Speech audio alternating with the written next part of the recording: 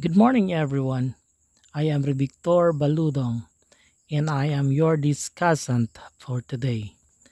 And I will be discussing about the Victorian era, the birth of novels, and historical novels. The Victorian era, the period between approximately 1820 and 1914, corresponding roughly but not exactly to the period of Queen Victoria's reign between 1837 to 1901, and it is characterized by a class based society, a growing number of people able to vote, a growing state and economy, and Britain's status as the most powerful empire in the world. During the Victorian period, Britain was a powerful nation with a rich culture. It had a stable government, a growing state, and an expanding franchise. It also controlled a large empire and it was wealthy, in part because its of industrialization and imperial holdings, and in spite of that fact that three-fourths of more of its population was working class.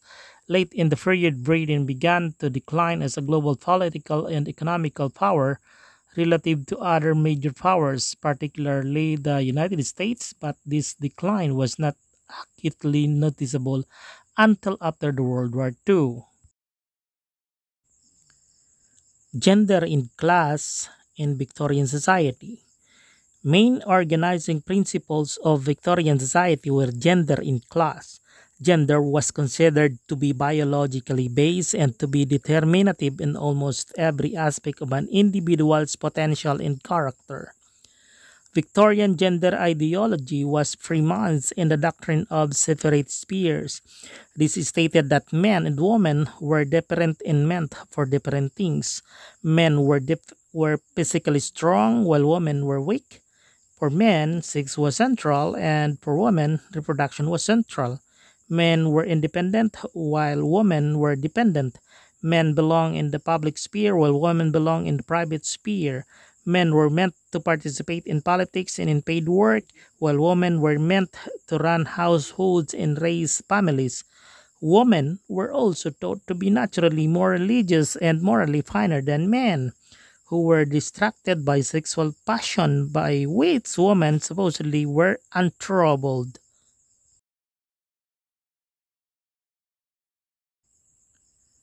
Class was both economic and cultural and encompassed income, occupation, education, family structure, sexual behavior, politics, and leisure activity. The work class about 70 to 80%. The upper class had titles, wealth, land, or all of three. Religion and science in Victorian era. The most Victorian Britons were Christian. The Church of Scotland was Presbyterian. Alongside their faith, Victorians made and appreciated developments in science. The best known Victorian scientific development is that of the theory of evolution. The government and politics in Victorian era. Constitutional monarchy. It was in practice dominated by aristocratic men. The British Constitution was and is unwritten and consists of a combination of written laws and unwritten conventions. The monarchs during this period were Queen Victoria in 1837 to 1901 and presided by the different kings. The House of Commons became the center of government. The House of Lords lost power. The House of Commons consists of about 600 men called the members of parliament or MPs. The upper house, the House of Lords, was populated principally by several hundred noblemen who had life tenures. Members of both houses were wealthy men.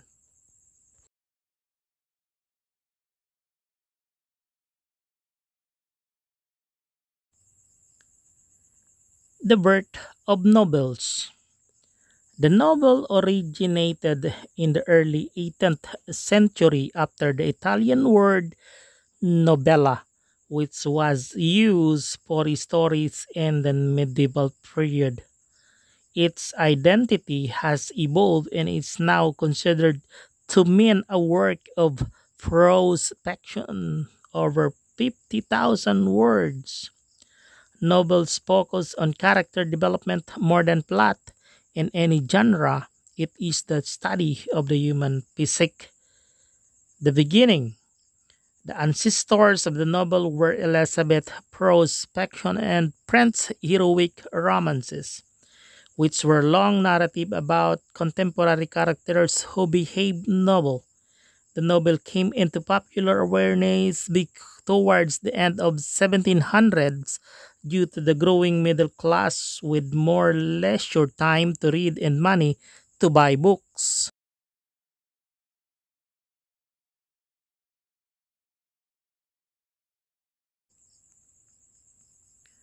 The English novels.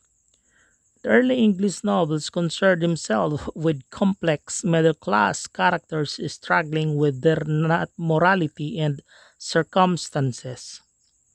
Other early novelists include Daniel Defoe, who wrote Robinson Crusoe, and the other writers in their writing composition. Jane Austen is the author of Pride and Prejudice in 1812. The novels in the 19th century. The first half of the 19th century was influenced by the Romanticism and of the previous era. The focus was now on nature and imagination rather than intellect and emotion. Gothic is the strain of romantic novel with its emphasis on the supernatural. Famous romantic novels include Jane Eyre in 1847 and the other romantic novels famous artists. The Victorian novels. The novel became established as the dominant literary form during the reign of Queen Victoria of England in 1837 to 1901. Victorian novelists portrayed middle class, virtuous heroes responding to society and learning wrong from right through a series of human errors. Sir Walter Scott published three-volume novels and in- ingeniously made them affordable to the general public by making them available for purchase in monthly installments. This marketing tactic led to the writing innovation of subclimaxes as a way to leave readers wanting more each month. Notable Victorian authors include Charles Dickens, considered the best English Victorian novelist, who wrote A Christmas Carol in 1843. Historical novels. Historical novel, a novel that has as its setting a period of history in that attempts to convey the spirit, the manners, and social conditions of a past age with realistic detail and fidelity. The work may deal with actual historical personage.